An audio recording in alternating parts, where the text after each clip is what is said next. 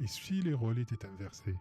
Et si un État palestinien, riche, puissant, imposait un blocus total à des millions de juifs, les privait d'eau, d'électricité, de médicaments, et les bombardait sans relâche, jour et nuit, pendant que le monde regardait ailleurs?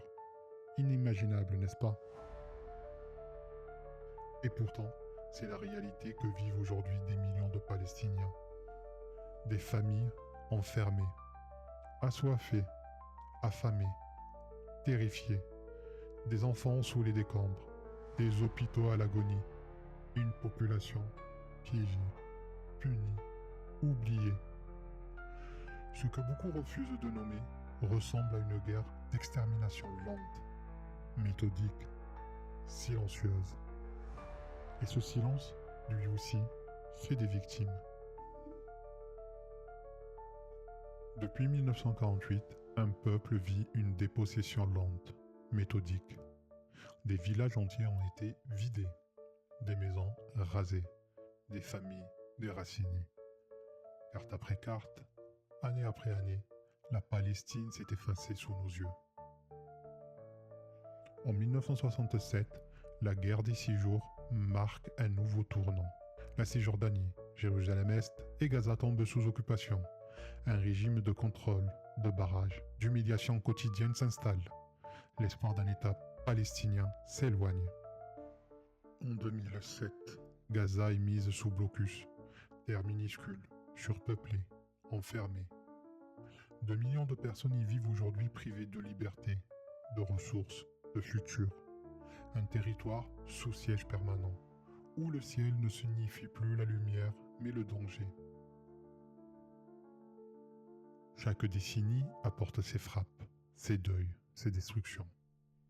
Des enfants tués, des écoles bombardées, des hôpitaux effondrés sous les bombes, et toujours les mêmes promesses de paix, et les mêmes trahisons.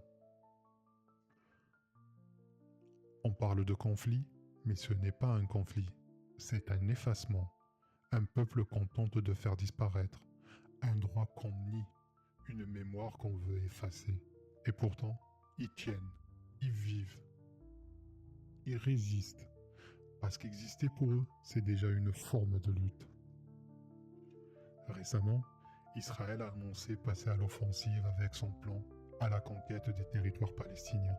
עזה, דבר אחד יהיה ברור, לא ייכנסו ויצאו לגייס מילואים כדי שיבואו יתפסו שאת תהיה הנאה של האוכלוסייה. Et pour déloger les Palestiniens, Israël met les moyens.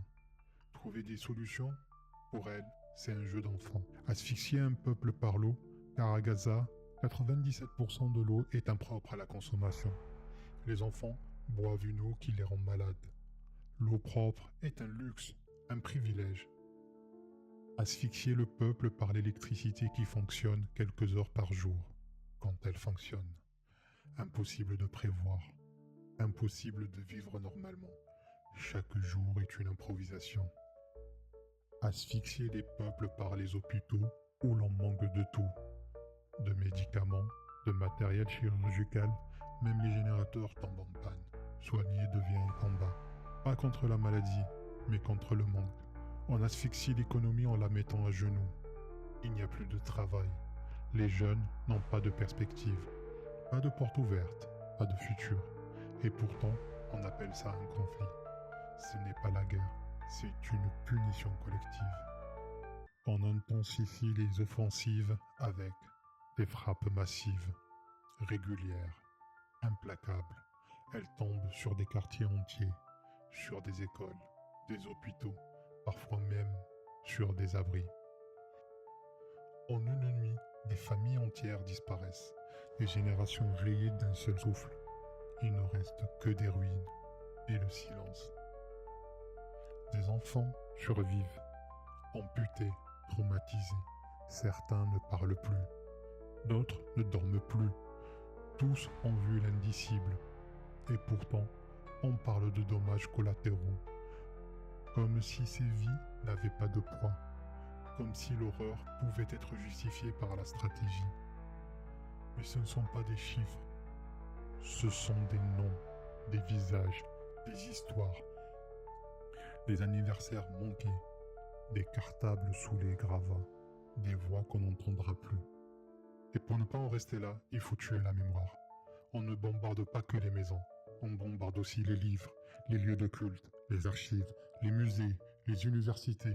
On vise les bibliothèques comme on vise les abris. Ce n'est pas un hasard, c'est un message. On tue la mémoire, on efface les traces, les histoires, les preuves. On tue l'idée même d'un peuple, son passé, son identité, ce qui le relie, ce qui le raconte. Et quand on détruit jusqu'au mot, jusqu'à la capacité de transmettre, on détruit aussi leur droit de dire, de témoigner, de se défendre par le récit. Ce n'est pas une guerre contre les armes, c'est une guerre contre la mémoire.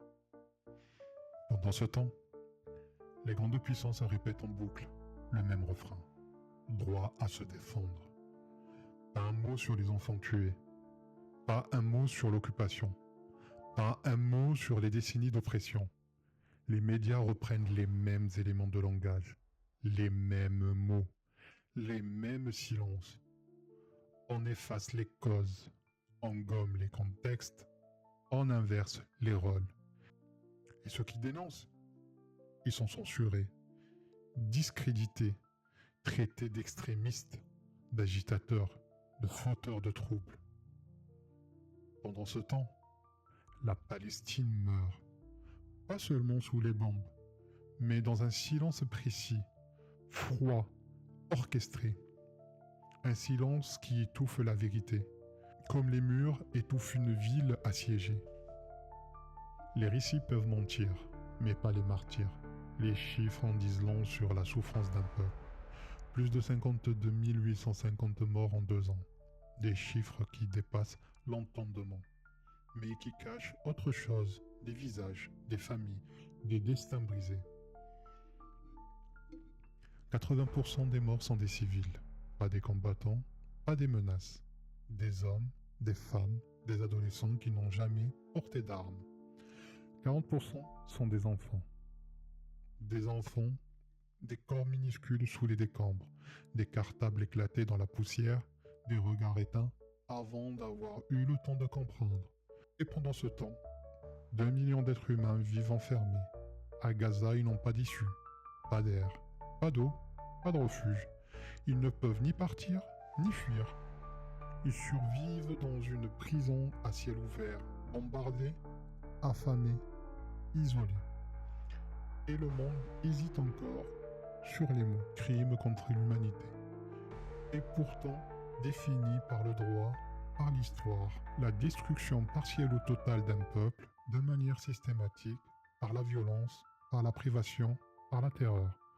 Ce n'est pas une exagération, c'est pas une opinion, c'est une réalité, documentée, filmée, dévoilée, mais trop souvent ignorée. Ce que vit le peuple palestinien n'est pas un simple conflit, c'est une entreprise d'effacement, un mécanisme de déshumanisation, jour après jour. Et dans ce silence international, le crime continue. La Palestine n'a pas d'armée de l'air, pas de tanks, pas de satellites ni de boucliers antimissiles. Elle a des pierres, des voix et une dignité qu'on tente de lui arracher. Ce que nous voyons, ce n'est pas un conflit entre 2 forces égales, ce n'est pas une guerre, c'est une offensive contre un peuple, une tentative de briser son existence, son histoire, son avenir.